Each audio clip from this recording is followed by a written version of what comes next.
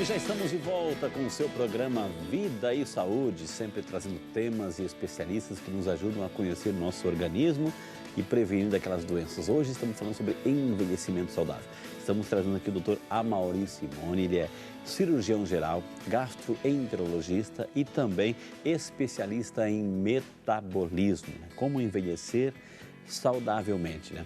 Doutor Amaury, nós terminamos o bloco passado falando sobre o brasileiro, do povo brasileiro, né? É um dos campeões aí de cirurgias plásticas. É só um efeito estético, é vaidade, mas assim, ou é tentar disfarçar, camuflar aí, passar uma massa corrida por fora. Por que o brasileiro se preocupa tanto com essa prática, doutor? Busca tanto as cirurgias plásticas? Quando a gente começa a estudar envelhecimento, a gente não se preocupa tanto com a estética. Essas cirurgias plásticas são as cirurgias mais voltadas à estética. Eu quero pintar minha casa, mas aquele infiltração que estava na parede eu vou deixar por lá. Okay. Então, assim, eu dou um trato por fora da lataria do meu carro, mas o motor e a suspensão eu não mexi. Então, a pele envelhecida é um dos fatores de envelhecimento natural. Pele, as rugas, o que aparece no corpo da gente, aquelas dobrinhas indesejáveis. O que se vê, né? O que se vê. E a brasileira, ela expõe muito o corpo, né? A brasileira, nós moramos num país tropical, nós moramos num país quente, é diferente da europeia, por exemplo. A europeia e a americana estão mais preocupadas em fazer cirurgias plásticas, sim. Eu acho que isso é uma tendência mundial. O Brasil é campeão nisso, é segundo lugar em plásticas, parece que no mundo, primeiro é os Estados Unidos, segundo é nós, mas a americana e a europeia se preocupa sim com próteses, colocar mama, e a brasileira com lipoaspiração, porque ela vai ter aquelas dobrinhas na barriguinha ou na lateral que ela não quer. É uma questão mais estética, é uma questão de exposição. E claro que esteticamente, se eu faço um botox, se eu estico um pouquinho o meu rosto, se eu tiro aquelas gordurinhas indesejáveis através da cirurgia, que é o modo mais fácil, eu também aparento ter menos idade, né? Então, no processo de envelhecimento de aparências, eu estou vivendo de aparências. Quer dizer, lá dentro, meu motor pode estar muito ruim, fumaceando, soltando fumaça. Mas por fora eu fiquei... Pelo menos o cenário é bonito. O cenário é bonito, isso. Ô, doutor, nós estávamos assim no intervalo e estávamos conversando assim, eu até vou contar assim, porque acho que vale a pena, é pertinente. O doutor falou assim, Frei, eu tenho 2 filhas e 4 anos, né? 4 anos. 4 anos, são gêmeas, enfim, e eu estou ensinando elas desde pequenas a se preparar para o envelhecimento saudável. E até é interessante que ele contou um testemunho dele, gente, assim, que ele falou assim, eu, ao ensinar minhas filhas, já desde pequenas, a se preparar para esse processo natural de envelhecimento, eu estou me cuidando mais, né? Interessante. Cuidando da filha, cuidando dos filhos, ou seja, a pessoa começa a tomar consciência daquilo que é veneno, né? Daquilo que não é saudável. É isso, doutor? Conta um pouquinho a sua experiência aí. Sim, eu acho que isso o exemplo vem de cima, em todos os sentidos. Então, se você quer que seu filho coma brócolis, você tem que comer brócolis em casa. Se você quer que seu filho beba água, não pode ter refrigerantes e suquinho de caixinha só na geladeira. Isso tem que ser exceções.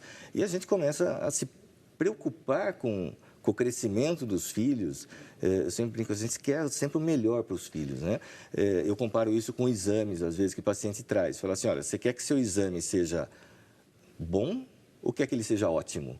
Eu quero que ele seja ótimo, então vai ter que se cuidar de outras maneiras aí em relação ao envelhecimento. E dos filhos é a mesma coisa. Quer que seu filho seja bom ou seja ótimo? Todos querem que o filho seja ótimo na escola, nos esportes, na família, nos cuidados com as pessoas, com os mais velhos, enfim. E isso, o exemplo tem que vir de cima, né? Então, você começa a se policiar mais, começa a beber mais água, você começa a escolher os produtos que você vai comprar para pôr em casa, né? Não que isso seja 100%, falar assim, em casa não entra refrigerante, não é isso, mas começa a cortar um pouquinho os excessos do que doutor, é artificial. Sabe, nesse sentido, eu tenho uma irmã, a Gidlaine, que está nos acompanhando, ela tem 2 filhinhos, um de 11 anos e outro que fez 1 ano e 3 meses agora. E ela levou o pequeno no pediatra, enfim, o pediatra começou a preparar, agora já pode dar comidinhas, sopinhas, etc., suquinhos, né? Mas o pediatra falou assim, cuidado com os suquinhos de caixinha, né? Tem algumas marcas, enfim.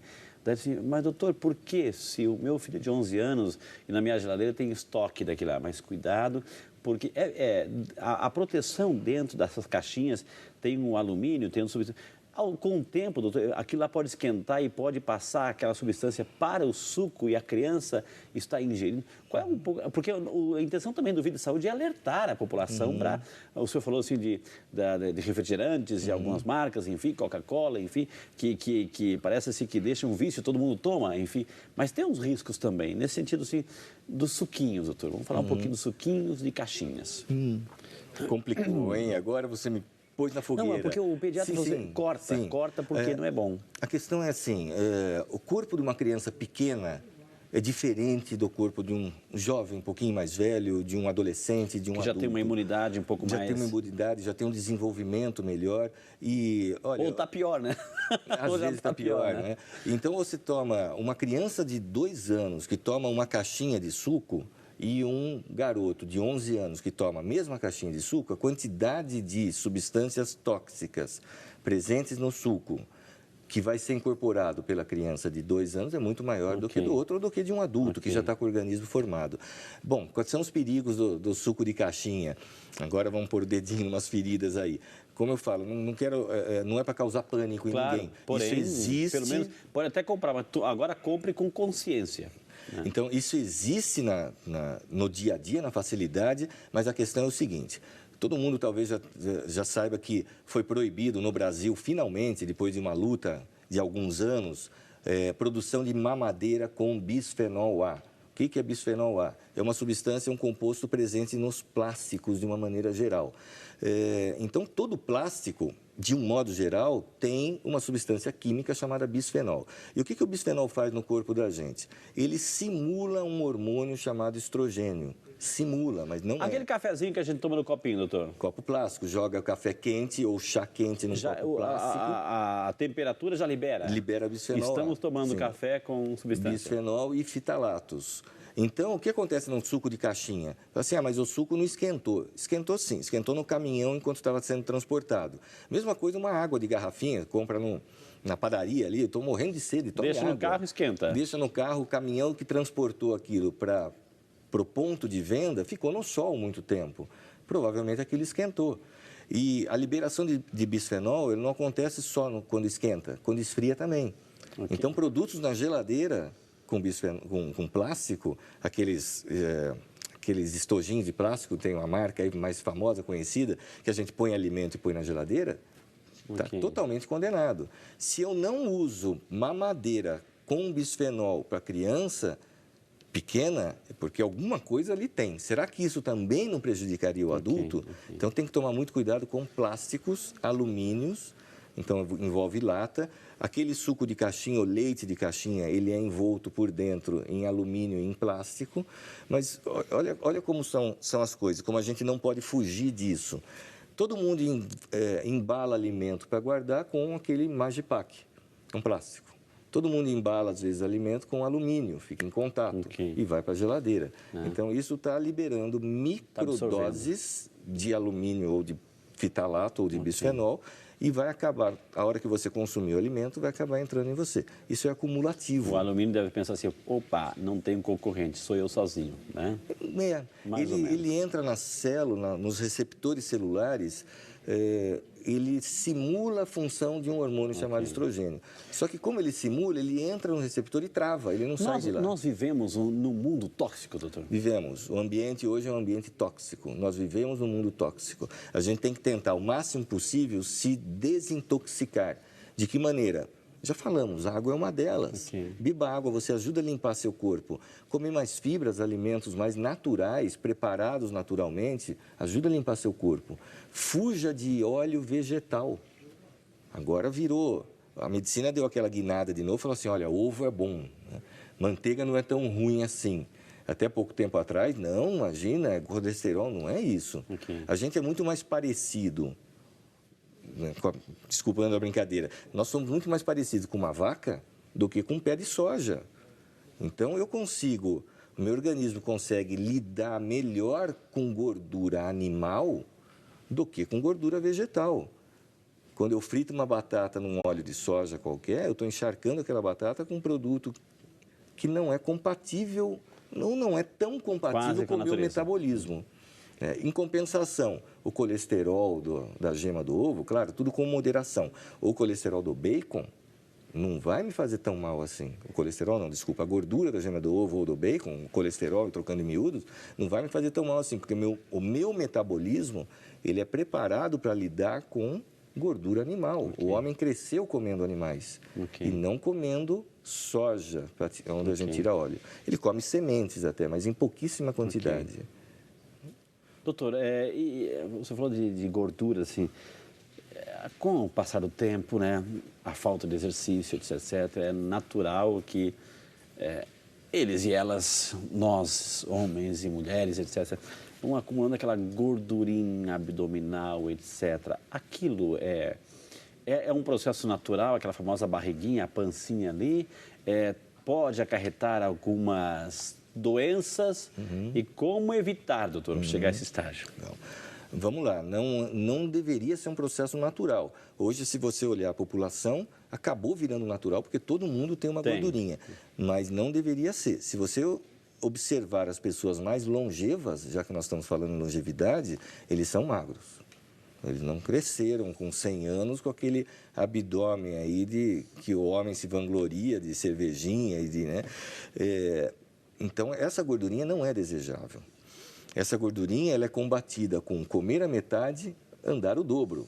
Vou fazer mais atividade física, que foi o que a academia nos mostrou, de acordo com cada um com a sua idade, com o seu tipo de exercício, e tomar muito cuidado com o que está se alimentando, com a alimentação, para evitar essa gordurinha. Agora, o que ela pode causar? Quando a fita métrica já não alcança, o que acontece, doutor? Quando a fita métrica já não alcança, já é um caso de emergência médica, a gente costuma dizer. Hoje a medicina sabe que o que infarta uma pessoa, o que mata uma pessoa, não é a gordura em excesso na circulação.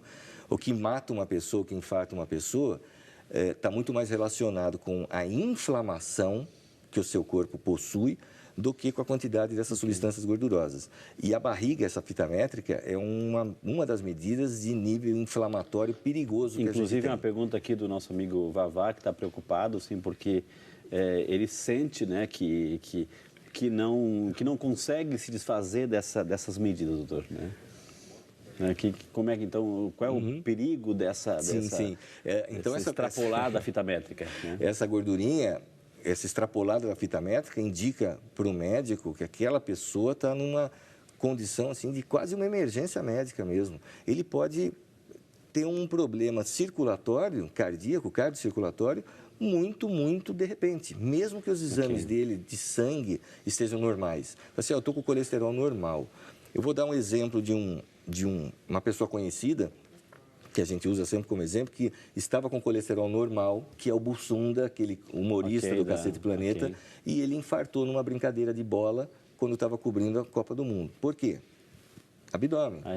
Ele tinha lá que tal gordurinha abdominal, que dá uma resistência à insulina muito grande, que aumenta o nível inflamatório. Tem como tirar sem ser cirurgia, doutor? Tem sim. Mas tem que se policiar muito. É fácil ganhar peso, né? Todo mundo já viveu isso, as mulheres principalmente que reclamam mais. É fácil ganhar peso, mas é difícil você remover essa gordurinha. Por quê? Precisa de insistência. Você precisa realmente se impor uma dieta, se impor limites e que seja linear. Porque cada vez que você sai fora daquele padrão de dieta que você se propôs, o que acontece com o seu corpo é que ele trava a queima de gordura que ele estava fazendo. Se você está numa dieta e para de repente, são 3 dias de castigo. É por isso que as pessoas às vezes falam assim, mas é tão difícil porque faz 3, 5 dias que eu não estou comendo nada direito e não consigo emagrecer. Aí desiste da dieta. Sabe aquela pessoa de segunda a sexta? Segunda a sexta eu faço dieta, aí não deu certo, no sábado, no domingo eu exagero, segunda-feira eu começo de novo. Essa pessoa realmente ela não vai sair do lugar.